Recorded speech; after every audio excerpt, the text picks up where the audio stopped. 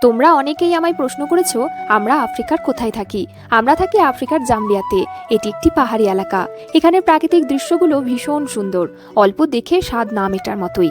সত্যি বলতে আমার তো রূপকথার মতো কাল্পনিক মনে হয় সবকিছু।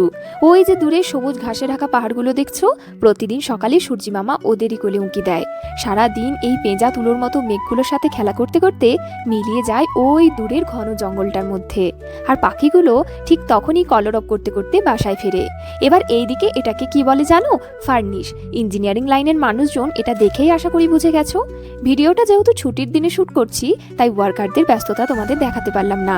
তবে পড়ন্ত বিকেলটা একটু নিস্তব্ধতায় ছেয়ে থাকুক, এটাই আমার বেশি পছন্দের।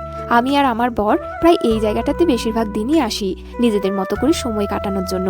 আজও এসেছি, কিন্তু একটু ব্যস্ত হয়ে পড়েছি ভিডিও করতে। আর আমি আমার চশমা খুলে অনেক রকম পোজ দিয়ে ছবিও তুলছিলাম। সেই সব দেখে বর একটু রেগেই গেছে। আমাকে বকা দিয়ে বলল, তুমি আজ একটা মনে হয় দুর্ঘটনা ঘটাবে, তাড়াতাড়ি নিচে চলো, আর ভিডিও করে কাজ নেই। তাই বাধ্য হয়েই এখন নিচে নেমে যাচ্ছি। বরের আদেশ বলে কথা, ওই সিঁড়িটা দিয়েই নামতাম, কিন্তু তোমাদেরকে এই জায়গাটা দেখাবো বলে খুব সাবধানে এটা দিয়ে নেমে যাচ্ছি। এই দিকটা দিয়ে র মেটেরিয়ালগুলো ওপরে উঠে আসে। সন্ধ্যা প্রায় হয়েই এলো, তাই এখানে আর অনেকটা সময় কাটানো যাবে না। সেজন্য এরপর আমরা আমাদের রুমের দিকে এগিয়ে যাচ্ছি।